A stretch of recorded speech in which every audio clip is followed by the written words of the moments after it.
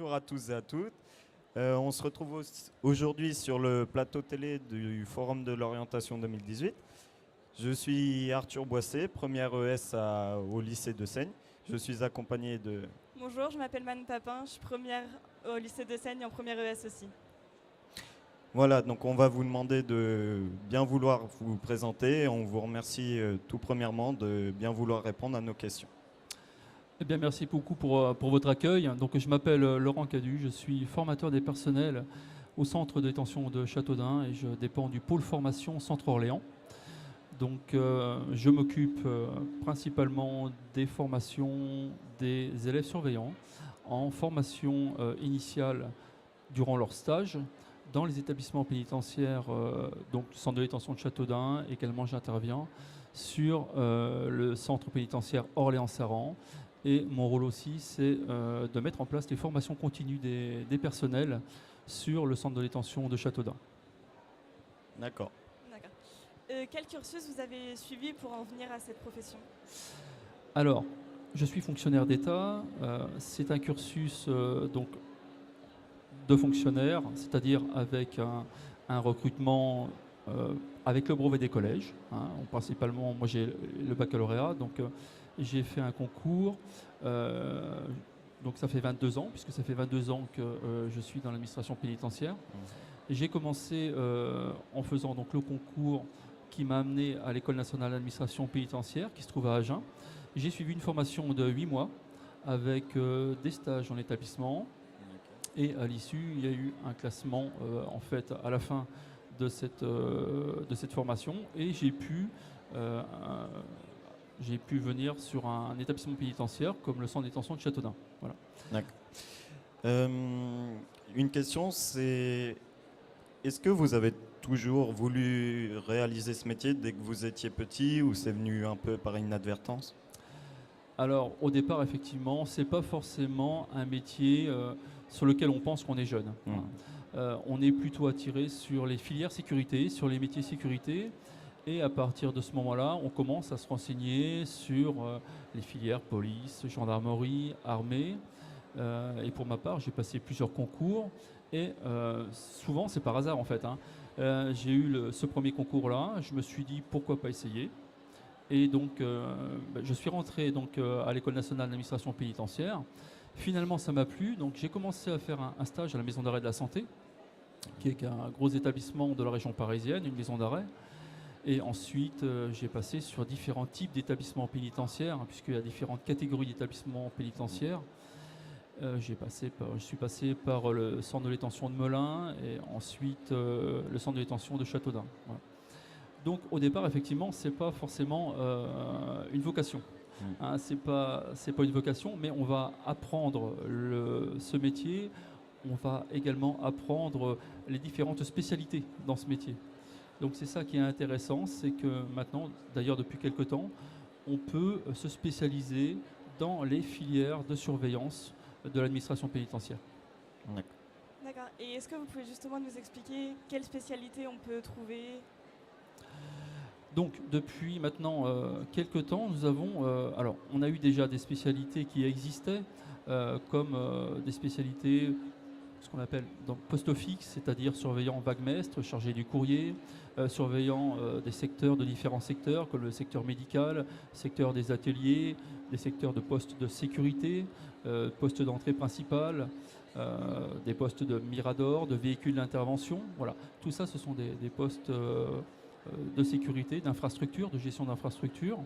Et puis nous avons également ce qu'on appelle aussi des équipes dédiées, comme les équipes régionales d'intervention et de sécurité, les ERIS, qui interviennent en cas de problème dans les établissements pénitentiaires, dans les gestions de crise. Ces équipes interrégionales, régionales d'intervention et de sécurité sont positionnées sur chaque région pénitentiaire. Il y en a 9 en France. Et ils interviennent sur demande du chef d'établissement en cas de problème. Donc ça, c'est une spécialité importante chez nous. On rejoint il y a quelques temps les équipes cynotechniques.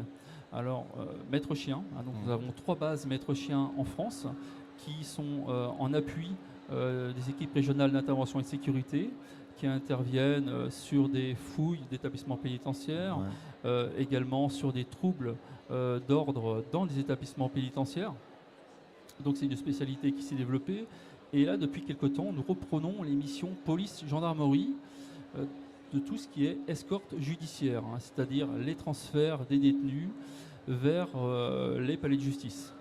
Et également, nous assurons les transferts vers d'autres établissements pénitentiaires.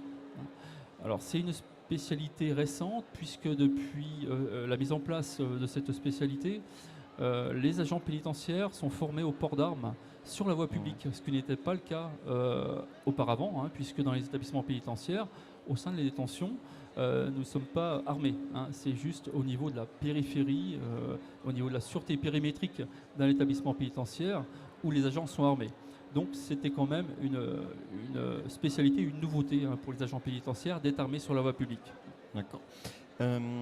Pouvez-vous nous parler de votre relation avec les détenus, si ça se passe bien, si parfois il y a des problèmes ou si c'est compliqué à gérer? Bon, alors dernièrement, au niveau de l'actualité, vous avez certainement vu que c'était un petit peu compliqué et qu'il y a des problèmes. Oui, il y en a, je ne veux pas vous dire le contraire.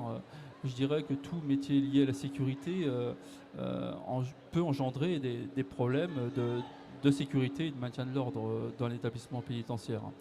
Alors, on va dire que la plupart du temps, quand même, ça se passe bien, puisque c'est une relation de contact, c'est une relation humaine qui doit s'établir et qui s'établit la plupart du temps avec les personnels pénitentiaires et les détenus, les personnes détenues. Puisque les deux, quand même, missions des personnels pénitentiaires, c'est la garde et la réinsertion. Alors la garde, tout le monde aura compris.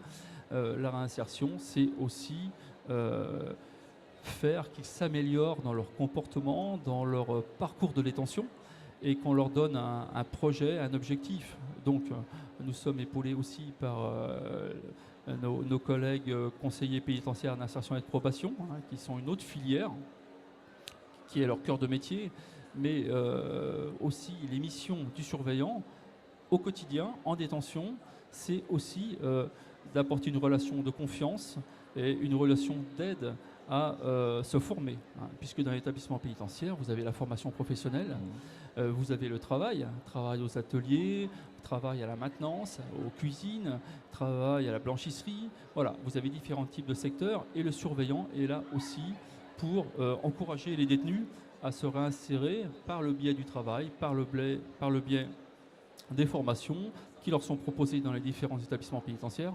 Donc voilà, c'est une relation d'écoute, une relation aussi évidemment de maintien de la sécurité dans le cadre du règlement intérieur de l'établissement pénitentiaire. Mais au-delà, le premier interlocuteur d'une personne détenue, c'est le surveillant au quotidien. C'est lui qui va gérer les repas, les distributions, voilà. Donc ça va être vraiment son premier interlocuteur et c'est une relation vraiment qui doit être apaisée. Et c'est ce que fait la majeure partie du temps quand même. D'accord. Donc le côté relationnel, que ce soit avec les détenus ou lors de la formation, ça vous a aidé à choisir votre spécialité justement dans la formation aussi ou pas? Oui, je dirais que c'est un plus d'avoir une facilité d'écoute et une facilité de dialogue, d'être à l'aise dans la relation avec quelqu'un. Je dirais que c'est une des premières qualités pour devenir surveillant pénitentiaire. Puisqu'on va gérer, entre guillemets, même si je n'aime pas trop ce mot, on va gérer des personnes humaines en fait au quotidien. Donc ça va être de l'écoute, ça va être du dialogue, ça va être de la discussion. Et c'est ça 99% du temps. C'est-à-dire qu'on va faire baisser les tensions en discutant parce qu'il y a une frustration de la personne détenue. On va apaiser ces tensions-là par la discussion. Et c'est ce relationnel qui se met en place progressivement en connaissant les personnes détenues. Et les personnes détenues vont aussi apprendre à connaître le surveillant. C'est par le professionnalisme aussi des personnels pénitentiaires qu'on va gérer une détention. Donc l'écoute, oui, ça fait partie d'une des qualités qu'on doit avoir. Et puis le sens du relationnel, l'empathie. L'empathie vis-à-vis des personnes détenues, ça fait partie aussi d'une des qualités indispensables. D'accord. Est-ce que vous pouvez nous dire une tranche de ce que gagne un jeune dans votre métier, et puis après, avec des années d'expérience au fur et à mesure? Oui, alors un élève surveillant, d'abord, une fois qu'il a réussi le concours, il va être admis à l'École nationale d'administration pénitentiaire qui se trouve à Agen, hein, qui va former toutes les catégories des personnels pénitentiaires, que ce soit les filières direction, filières conseiller, insertion et de probation, moniteur de sport, etc. Donc le début de salaire, ça va être aux alentours de 1 400 € net en début de carrière à l'école, en sachant qu'ensuite, lors des stages, il y a des primes de sécurité qui vont s'ajouter. Et puis, par la suite, en tant que surveillants, ils vont être d'abord comme surveillants stagiaires, hein, sur leur premier poste, hein, durant 1 an. Ça, c'est toute la fonction publique, comme dans toute la fonction publique. Ensuite, au bout d'1 an, ils vont être titularisés dans le poste de surveillant et ils vont pouvoir changer d'échelon tous les 2 ans. D'accord. Le thème du forum, c'est la mixité. Donc, est-ce qu'il y a dans ces métiers-là une parité, la part des femmes? Alors la mixité, oui, il y en a dans le personnel surveillance, puisque nous avons beaucoup de personnel féminin, hein, qui s'inscrivent au concours, qui passent le concours et qui le réussissent, je dirais même plutôt mieux que les garçons. Ce qui fait que nous avons beaucoup de surveillantes, hein, sur les différents établissements pénitentiaires. Je vous donne l'exemple de Châteaudun, où nous avons environ une quarantaine de surveillantes, hein, sur 156 personnels, donc ce qui est quand même pas mal et ce qui est amené aussi à augmenter. Je pourrais dire même que les personnels de surveillance féminins vont apaiser la détention. La relation avec les personnes détenues ne sera pas la même qu'avec un personnel masculin, où il peut y avoir des fois des tensions liées à des rapports de force, etc. Les surveillantes ont une autre manière de gérer les pressions qu'il peut y avoir, ou les moments de tension. Donc on va dire que c'est aussi intéressant d'avoir la mixité chez nous aussi, hein. D'accord, eh bien merci beaucoup d'avoir répondu à nos questions. Merci à vous.